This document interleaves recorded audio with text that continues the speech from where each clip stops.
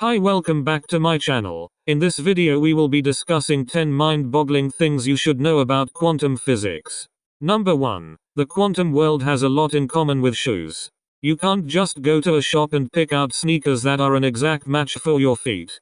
Instead, you're forced to choose between pairs that come in predetermined sizes. The subatomic world is similar.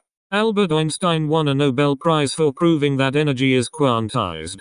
Just as you can only buy shoes in multiples of half a size, so energy only comes in multiples of the same quanta, hence the name quantum physics.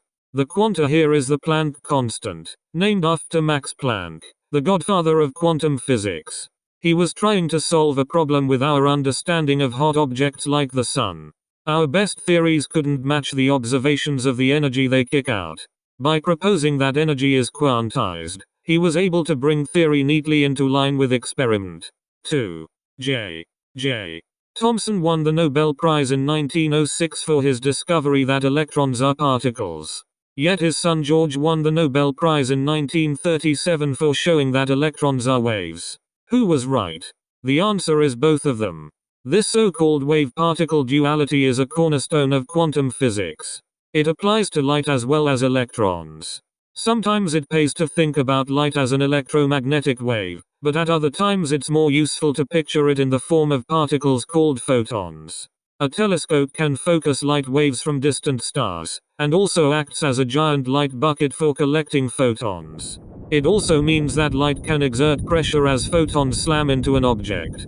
This is something we already use to propel spacecraft with solar sails, and it may be possible to exploit it in order to maneuver a dangerous asteroid off a collision course with Earth, according to Rusty Schweickart, chairman of the B612 Foundation. 3.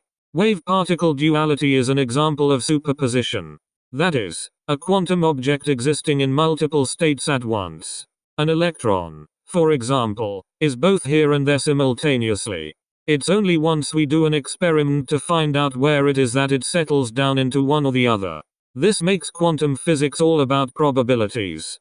We can only say which state an object is most likely to be in once we look. These odds are encapsulated into a mathematical entity called the wave function. Making an observation is said to collapse the wave function, destroying the superposition and forcing the object into just one of its many possible states. This idea is behind the famous Schrödinger's cat thought experiment. A cat in a sealed box has its fate linked to a quantum device. As the device exists in both states until a measurement is made, the cat is simultaneously alive and dead until we look. 4.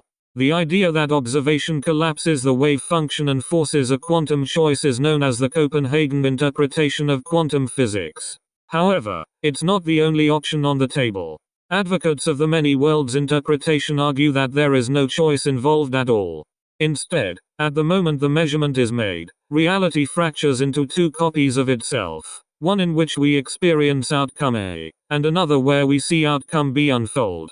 It gets around the thorny issue of needing an observer to make stuff happen. Does a dog count as an observer, or a robot? Instead, as far as a quantum particle is concerned, there's just one very weird reality consisting of many tangled up layers. As we zoom out towards the larger scales that we experience day to day, those layers untangle into the worlds of the many worlds theory. Physicists call this process decoherence. 5. Danish physicist Niels Bohr showed us that the orbits of electrons inside atoms are also quantized. They come in predetermined sizes called energy levels. When an electron drops from a higher energy level to a lower energy level, it spits out a photon with an energy equal to the size of the gap. Equally, an electron can absorb a particle of light and use its energy to leap up to a higher energy level. Astronomers use this effect all the time. We know what stars are made of because when we break up their light into a rainbow-like spectrum, we see colors that are missing. Different chemical elements have different energy level spacings, so we can work out the constituents of the sun and other stars from the precise colors that are absent. 6. The sun makes its energy through a process called nuclear fusion. It involves two protons, the positively charged particles in an atom, sticking together. However, their identical charges make them repel each other, just like two north poles of a magnet. Physicists call this the Coulomb barrier, and it's like a wall between the two protons. Think of protons as particles and they just collide with the wall and move apart. No fusion, no sunlight. Yet think of them as waves, and it's a different story. When the wave's crest reaches the wall, the leading edge has already made it through. The wave's height represents where the proton is most likely to be. So although it is unlikely to be where the leading edge is, it is there sometimes. It's as if the proton has burrowed through the barrier, and fusion occurs. Physicists call this effect quantum tunneling. 7. Eventually fusion in the sun will stop and our star will die. Gravity will win and the sun will collapse, but not indefinitely. The smaller it gets, the more material is crammed together. Eventually a rule of quantum physics called the Pauli exclusion principle comes into play. This says that it is forbidden for certain kinds of particles, such as electrons, to exist in the same quantum state. As gravity tries to do just that, it encounters a resistance that astronomers call degeneracy pressure.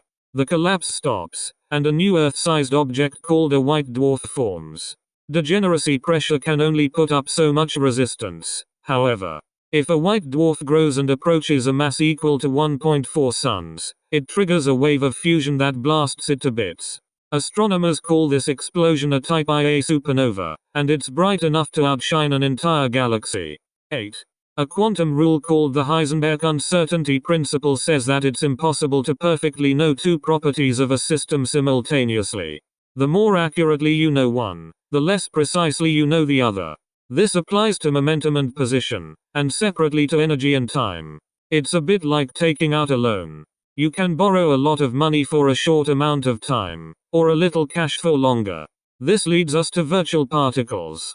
If enough energy is borrowed from nature, then a pair of particles can fleetingly pop into existence, before rapidly disappearing so as not to default on the loan. Stephen Hawking imagined this process occurring at the boundary of a black hole, where one particle escapes, as Hawking radiation, but the other is swallowed. Over time the black hole slowly evaporates, as it's not paying back the full amount it has borrowed. 9. Our best theory of the universe's origin is the Big Bang. Yet it was modified in the 1980s to include another theory called inflation. In the first trillionth of a trillionth of a trillionth of a second, the cosmos ballooned from smaller than an atom to about the size of a grapefruit. That's a whopping 10 to the power of 78 times bigger. Inflating a red blood cell by the same amount would make it larger than the entire observable universe today. As it was initially smaller than an atom, the infant universe would have been dominated by quantum fluctuations linked to the Heisenberg uncertainty principle. Inflation caused the universe to grow rapidly before these fluctuations had a chance to fade away. This concentrated energy into some areas rather than others, something astronomers believe acted as seeds around which material could gather to form the clusters of galaxies we observe now. 10. As well as helping to prove that light is quantum, Einstein argued in favor of another effect that he dubbed spooky action at distance. Today we know that this quantum entanglement is real, but we still don't fully understand what's going on. Let's say that we bring two particles together in such a way that their quantum states are inexorably bound, or entangled. One is in state A, and the other in state B. The Pauli exclusion principle says that they can't both be in the same state. If we change one, the other instantly changes to compensate. This happens even if we separate the two particles from each other on opposite sides of the universe.